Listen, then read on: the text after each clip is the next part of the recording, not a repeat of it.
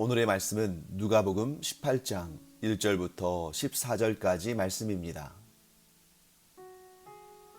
예수께서 그들에게 항상 기도하고 낙심하지 말아야 할 것을 비유로 말씀하여 이르시되 어떤 도시에 하나님을 두려워하지 않고 사람을 무시하는 한 재판장이 있는데 그 도시에 한 과부가 있어 자주 그에게 가서 내 원수에 대한 나의 원한을 풀어주소서 하되 그가 얼마 동안 듣지 아니하다가 후에 속으로 생각하되 내가 하나님을 두려워하지 않고 사람을 무시하나 이 과부가 나를 번거롭게 하니 내가 그 원한을 풀어주리라. 그렇지 않으면 늘 와서 나를 괴롭게 하리라 하였느니라. 주께서 또 이르시되 불의한 재판장이 말한 것을 들으라. 하물며 하나님께서 그 밤낮 부르짖는 택하신 자들의 원한을 풀어주지 아니하시겠느냐? 그들에게 오래 참으시겠느냐? 내가 너희에게 이르노니 속히 그 원한을 풀어주시리라. 그러나 인자가 올 때에 세상에서 믿음을 보겠느냐 하시니라.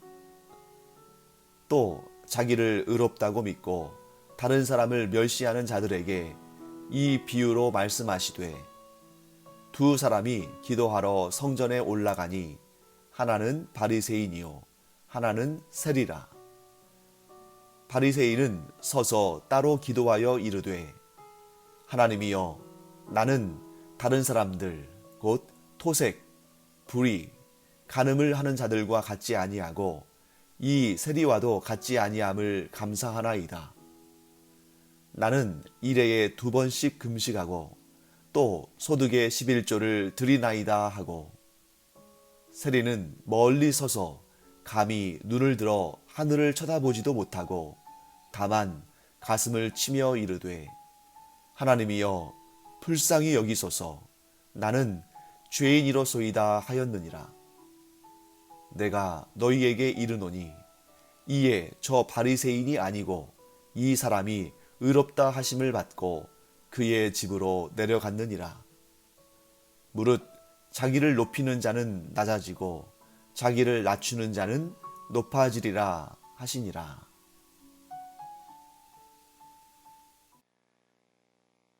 오늘 우리가 읽은 이 본문의 말씀은 두 가지의 비유, 예수님께서 말씀하신 두 개의 비유가 등장합니다. 첫 번째는 1절부터 8절까지의 비유죠. 밤낮 부르짖는 그 간청하는 기도에 속히 응답하시는 하나님에 대한 그러한 말씀을 비유에 담아서 전하셨습니다.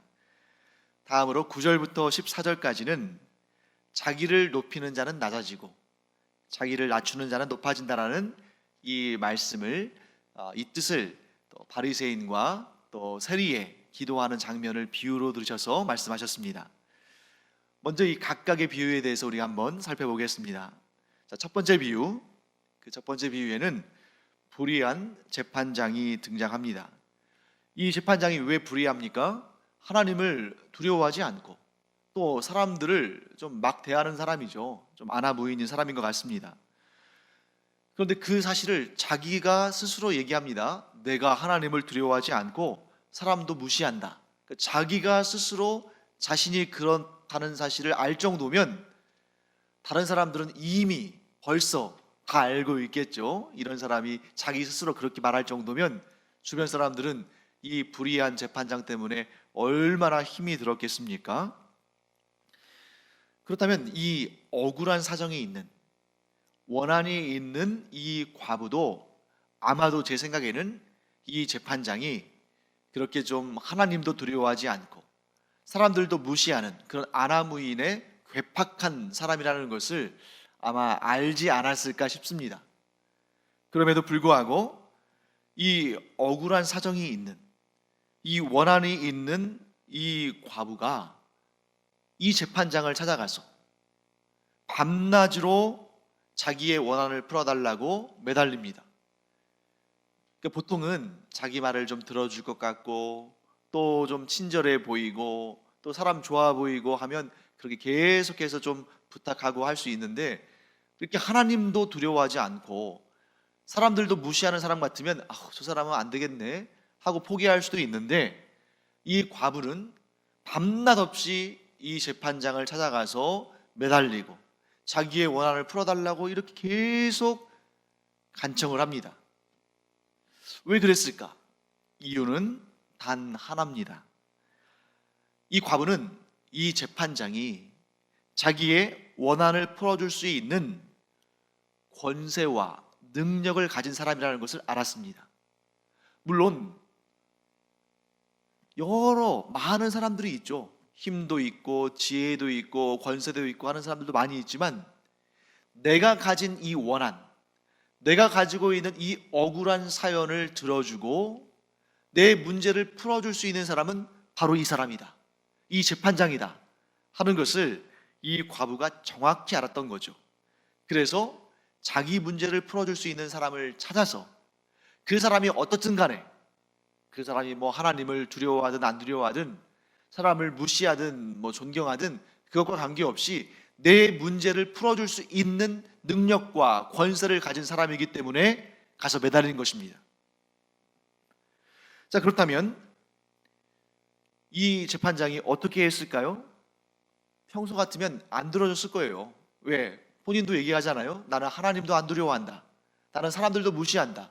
그런데 하물며 이 당시의 과부는 그 사회에서 가장 소외된 사람이고 가장 얻을 것 없는, 내가 도와줘봤자 별로 내가 유익할 것이 없는 그런 사람으로 여겼을 텐데 뭐하러 도와줬겠습니까? 그런데 이 재판장이 뭐라고 말합니까? 내가 원래 같으면, 보통 때 같으면 결코 도와주지 않지만, 그 원한을 풀어주지 않지만 너무 귀찮게 하니까, 계속해서 내가 귀찮음을 당할까 봐서, 이 과부 때문에 귀찮아질까 봐서 내가 들어주겠다, 풀어주겠다, 그 원한을 내가 들어주겠다, 그리고 그 일을 해결해 주겠다 하고 나선 것입니다. 자, 이 비유를 우리에게 한번 적용해 보기 바랍니다. 자, 우리는 과연 이 과부처럼 하나님께 간청하고 있는가?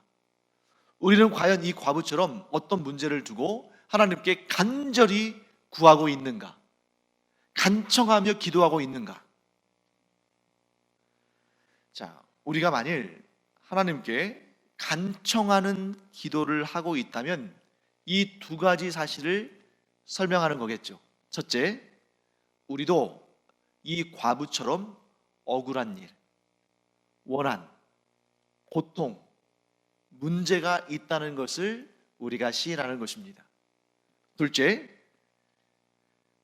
이 과부가 이 재판장에게 매달릴 때 그 사람에게 자기의 문제를 해결해 줄 수 있는 권세와 능력이 있다는 걸 알았기 때문이죠. 우리가 하나님께 간청한다면 우리도 역시 하나님께서 내 문제를 해결하실 권능과 능력이 있다, 권세와 능력이 있다는 사실을 우리가 믿는다는 사실이죠. 자, 우리가 하나님께 기도하는 이유, 우리가 하나님께 간청하는 이유는 무엇입니까? 우리에게 문제가 있다는 사실을 솔직히 고백하는 것이고, 또한 하나님께서 그 문제를 해결하실 수 있는 권세와 능력이 있다는 것을 우리가 고백하는 일입니다. 그런데 반대로 한번 생각해 보죠. 만일 우리가 하나님께 간절히 기도하지 않는다면, 만일 우리가 하나님께 간청하지 않는다면 그것은 무엇을 드러내는 일일까? 반대로 생각하면 되죠. 첫째, 우리에게 하나님의 도우심을 구할 만한 문제가 없다. 우리에게 아무런 걱정과 염려와 고통과 그런 문제가 없다. 둘째, 하나님은 내 문제에 관심도 없다고 생각하거나, 혹은 하나님께는 내 문제를 해결할 만한 권세나 능력이 없다고 생각하거나. 어느 쪽입니까? 둘 다 틀린 말입니다. 왜냐하면 우리 중에 내가 감당하지 못할 문제가 없는, 나를 괴롭히는 문제가 없는 사람은 아무도 없습니다. 우리가 예수님에 의해서 완성된 천국에 들어가기 전까지는 항상 문제들에 둘러싸여 있고, 크고 작고 그 크기의 차이일 뿐 우리는 항상 이런저런 문제에 둘러싸여 있는 사람들입니다. 문제가 우리 인생 가운데 없을 수가 없어요. 그러니까 첫 번째, 이거 아니죠. 우리가 고통스러운 문제가 없어서 하나님께 간청하지 않는다. 이거 사실이 아니죠. 그러면 이거밖에 없겠죠. 우리가 하나님에 대한 믿음을 어떻게 가지고 있는가? 정말 하나님께서 나의 문제에 대해서, 나의 간구함에 대해서 관심을 가지고 있다고 생각하는가? 그렇지 않은가? 또한 하나님께서 나의 문제를 해결해 주실 권세와 능력을 가지고 계시다고 생각하는가, 생각하지 않는가? 이 차이가 우리가 기도하는 사람인지 기도하지 않는 사람인지를 구별합니다. 우리가 간절히 하나님께 기도하는 사람이라면, 우리가 어떤 문제가 우리의 삶 가운데에서 불쑥 나타났을 때에 가장 먼저 아주 신속하게 하나님을 찾고 하나님께 간절히 기도하는 사람이라면, 우리는 하나님께서 우리의 문제에 관심이 있으시고 또한 우리의 문제를 해결하기를 원하실 뿐만 아니라 또한 우리의 문제를 해결하실 능력이 있으시다는 그 사실을 믿는 것입니다. 하지만 우리가 어떤 문제를 당했을 때에 하나님께 달려가서 간절히 하나님께 기도하기보다는 낙심하고 걱정하고 근심하고 기도하기보다는 한탄한다면, 그것은 하나님께서 우리의 인생에 관심이 없으시거나 혹은 하나님께서 우리의 문제들을 해결할 수 있는 능력과 권세가 없다고 생각하거나 혹은 둘 다이거나. 사랑하는 성도 여러분, 예수님께서 오늘 이 비유를 통해서 우리에게 뭐라고 말씀하십니까? 불의한 재판장이라 할지라도 자기를 귀찮게 하는 그 과부를 위해서, 그가 더 이상 귀찮게 하지 않도록 그 여인의, 그 과부의 원한을 들어주고 그 문제를 해결해 줬는데, 하물며 우리의 하나님께서 우리의 모든 것을 아실 뿐만 아니라 관심을 가지시고 세밀하게 지켜보시고 뿐만 아니라 그 모든 문제들을 해결해 주기를 원하시고 또한 해결해 줄 수 있는 능력을 가지고 계신 하나님께서 우리의 간청을 들어주지 아니하시겠는가? 사랑하는 성도 여러분, 이 믿음으로 날마다 하나님 앞으로 나아가서 간청의 기도를 드리는 우리가 되기를 간절히 축원합니다. 우리 가운데 문제 없는 사람이 어디에 있습니까? 우리는 항상 문제를 가지고 있습니다. 겉으로 보면 그렇게 보이지 않을 뿐, 어떤 분들은 교회에 와서 이렇게 예배 드리시면서 저 사람들은 다 평안해 보이는데 나만 이렇게 힘든 인생 사는구나. 아닙니다. 모두 다 각자의 위치에서 저마다의 문제가 있고 십자가가 있습니다. 단지 그렇게 보이지 않을 뿐이죠. 하지만 진실로 우리가 그 문제를 해결하기를 원한다면 누구에게 나가서 간청해야 됩니까? 하나님께 나아가서 간청하면, 하나님은 귀찮아서 또 나에게 저렇게 막 부르짖고 기도할까 봐서 귀찮아서, 그 불의한 재판장이 생각한 것처럼 귀찮아서 들어주시는 것이 아니라 이미 우리의 기도를 듣고 계시고 우리의 문제들을 해결하시려고 준비하고 계시지만 우리가 간청할 때 더 속히 더 빠르게 응답하신다는 것을 우리에게 이 비유를 통해서 말씀하시는 것입니다. 사랑하는 성도 여러분, 하나님은 우리의 모든 문제들에 대해서 지금도 우리의 기도를 듣고 계시고 우리가 간청할 때에 더 신속하게 은혜를 베푸실 줄 믿습니다. 자, 그 다음 비유를 볼까요? 9절부터 14절까지는 바리새인과 세리의 기도하는 모습을 대조하시면서 비유적인 말씀을 우리에게 주십니다.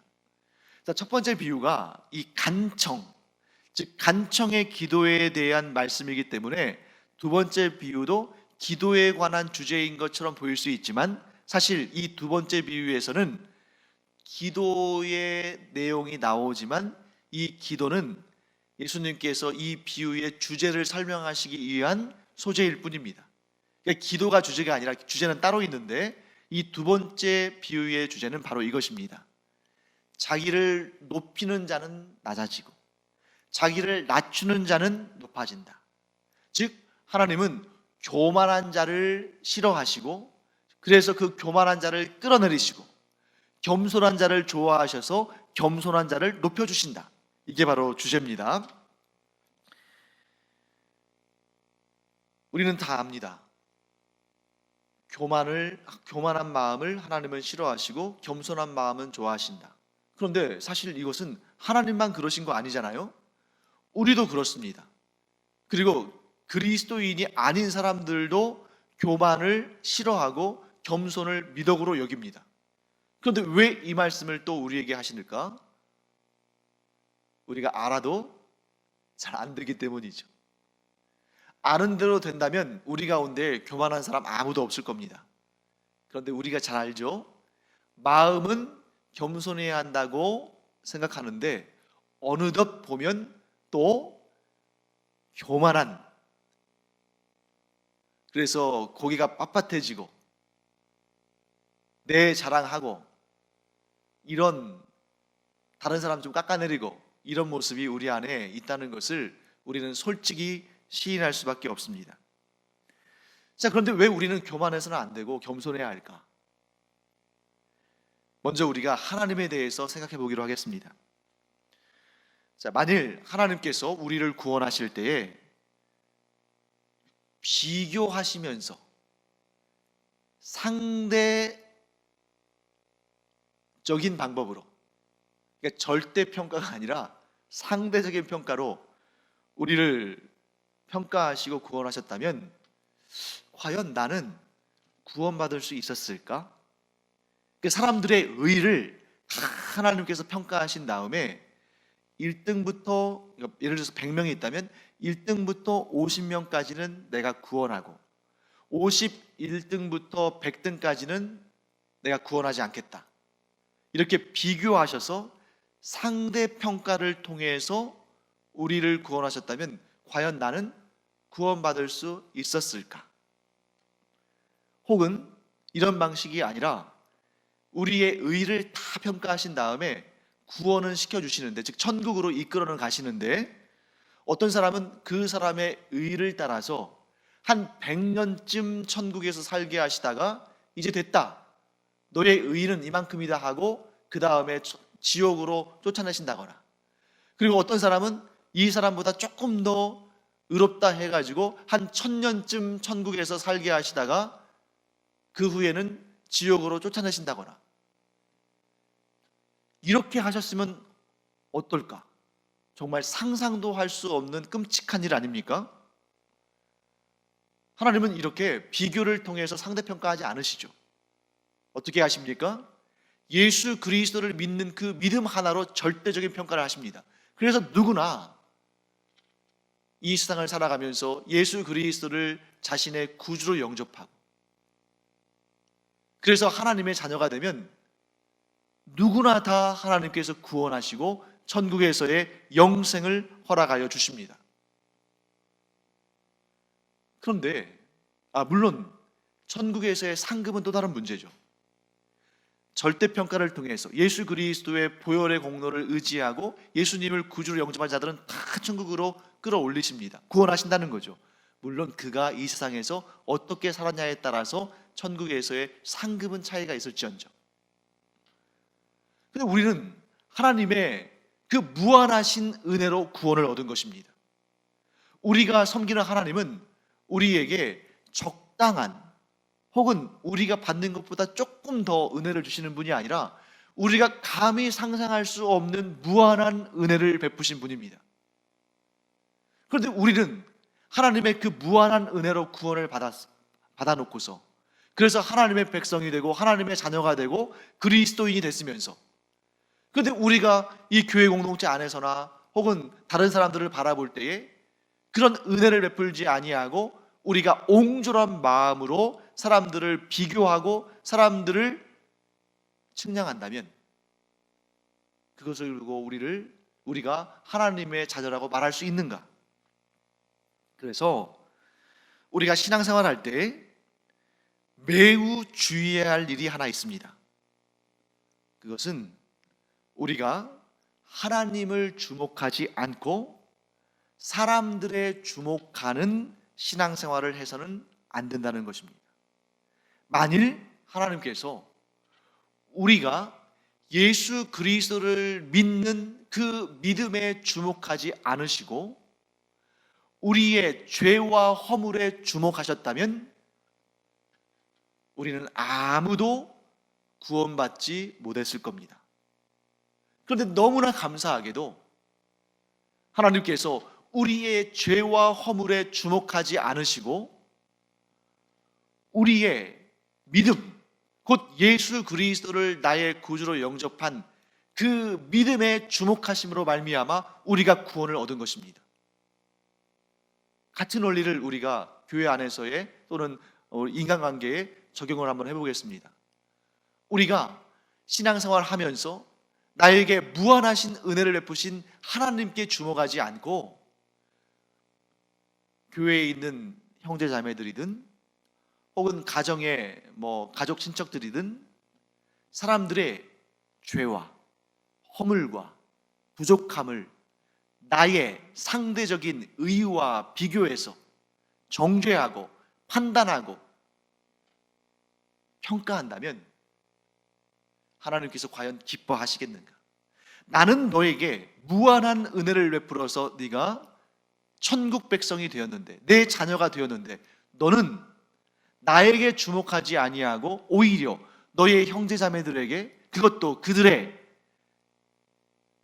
죄와 허물에 주목해서 너와 그를 비교해서 너는 의롭다 생각하고 그는 불의하다 생각한다면 그게 정말 네가 나의 은혜를 제대로 알고 있는 것인가? 하고 하나님께서 반문하실 것입니다.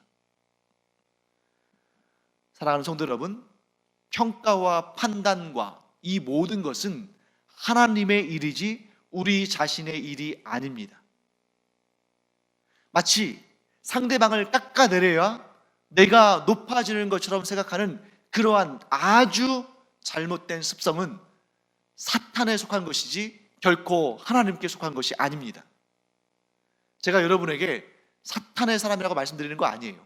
우리는 예수 그리스도를 구주로 영접한 하나님의 자녀들입니다. 그런데 그렇기 때문에 더 문제가 되는 것이죠. 하나님의 자녀들인데 왜 사탄의 짓을 하고 있는가? 물론 지금 제가 이렇게 아주 강한 어조로 말씀드립니다만 이 강한 어조로 말씀을 드리는 그 대상에는 저도 포함되어 있습니다. 그래서 제가 우리라고 말씀드리는 거죠.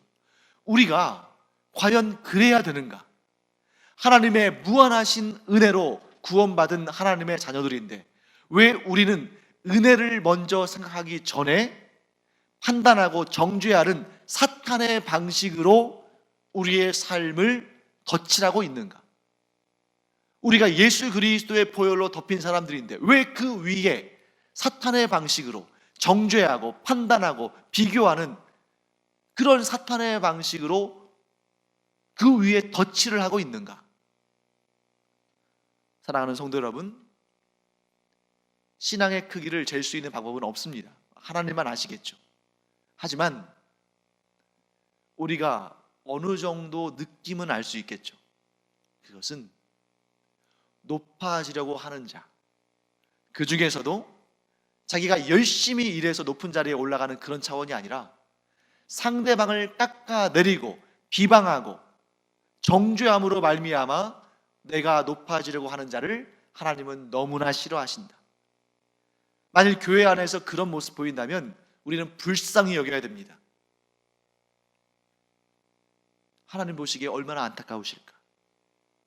신앙생활을 아무리 오래 했어도 여전히 저렇게 어리고 유치한 단계에 머물러 있구나.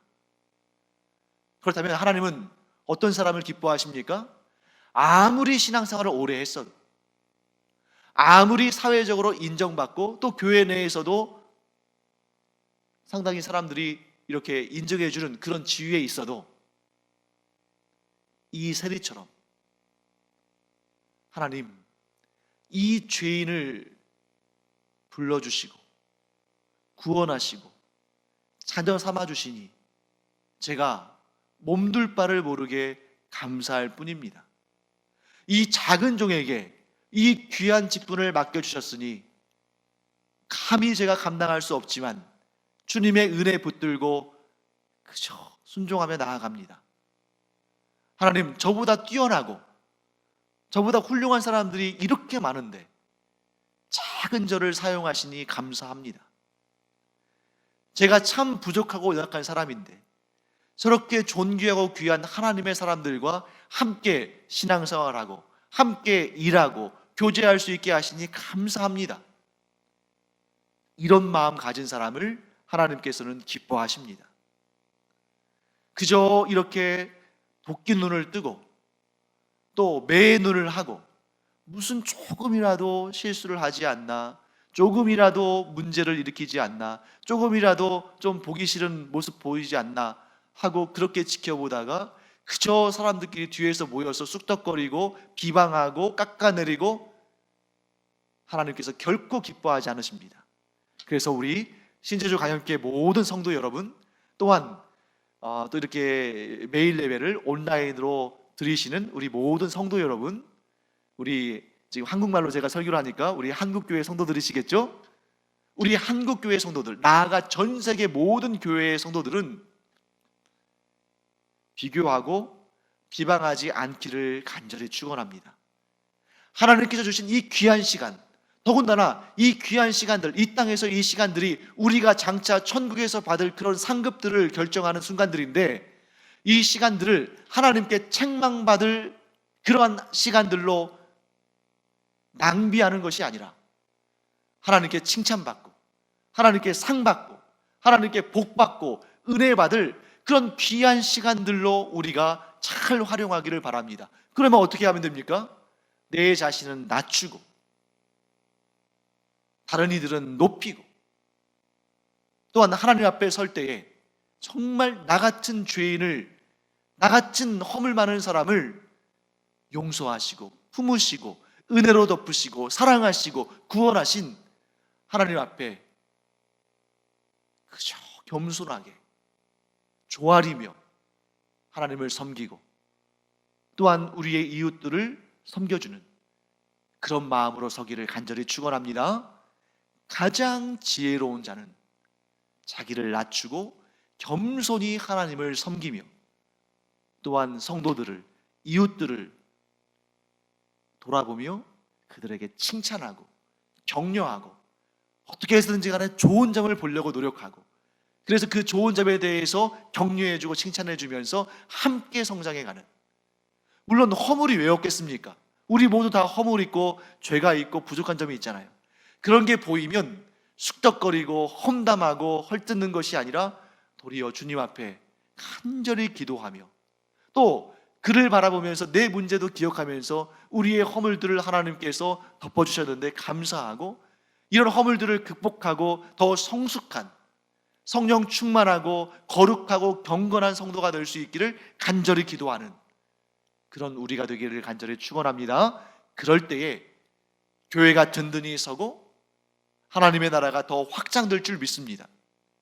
성도들이 서로 단점과 약점과 허물과 죄를 들추고 공격하고 험담하고 뒤에서 수근거리는 그런 교회가 어떻게 설 수 있겠습니까? 한마음 한뜻이 돼서 서로 아껴주고 사랑하며 은혜 가운데 아름다운 신앙의 공동체를 세워가는 우리 모두가 되기를 간절히 축원합니다. 기도하겠습니다. 하나님, 주님의 은혜를 감사드립니다. 이 시간 저희 자신을 돌아보기를 원합니다. 저희가 예수 그리스도를 믿고 하나님의 자녀들이 됐지만 여전히 저희 가운데 있는 죄성이, 또한 사탄의 시험을 받아서 교만하고 자고하고 판단하고 비교하는 그런 좋지 않은 습관이 여전히 남아있음을 봅니다. 하나님, 저희로 하여금 성령 충만케 하여 주시옵시고 예수님의 본을 받아 저희가 그런 죄성과 교만의 마음을 꺾고 누르고 예수님을 닮은 겸손한 마음으로 섬기며 살아가는 저희들 되게 하여 주시옵소서. 이와 같이 우리 교회 성도들이, 또한 한국교회 성도들이 서로 겸손하게 섬기고 사랑할 때에 교회가 든든히 세워지고 하나님의 나라는 더욱더 확장될 줄 믿습니다. 이 은혜를 저희들에게 허락하여 주시옵소서. 감사드리며 예수님의 이름으로 축복하며 기도합니다. 아멘.